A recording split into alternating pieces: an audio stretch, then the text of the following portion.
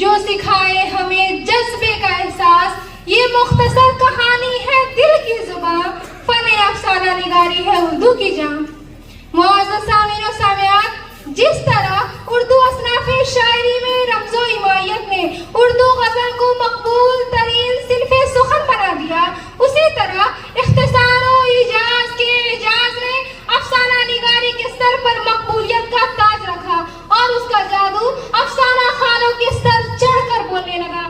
افسانہ مختصر افسانے کو زندگی کی ایک کاش کہا گیا ہے.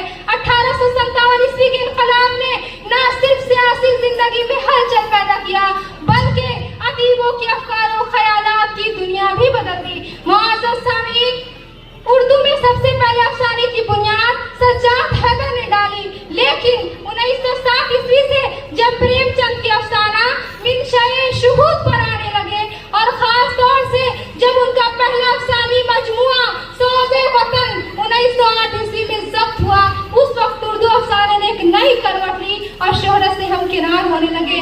ترقی پسند مصنفین نے اس دن کو مزید ترقی دی ہے, جیسے نیاز فتح پوری, سجاد حیدر, مجنو گورکھ پوری, علی عباس حسینی, کرشن چند, سعادت حسن منٹو, عصمت چغتائی, راجندر سنگھ بیدی اور سہیل عظیم آبادی جیسے بڑے افسانہ نگاروں نے اس دن کی آبپاشی و آبیاری کی ہے. بقول شاعر, مختصر سی کہانی پر گہرے ہے راز, ہر جملہ سناتا ہے دل کی آواز. پریم چند کے قصے یا منٹو کی آگ, عصمت کے کردار یا کرشن کا باغ, یہ اردو کا فن ہے, یہ الفاظ کا ہنر جو سمٹا ہے صدیوں کو ایک لمحے کے اندر. معزز سامعین و سامعات, موضوع اور مواد کی فراہمی کے سلسلے میں وقار عظیم کی باتیں قابل توجہ ہیں کہ کائنات کے چپے چپے میں افسانہ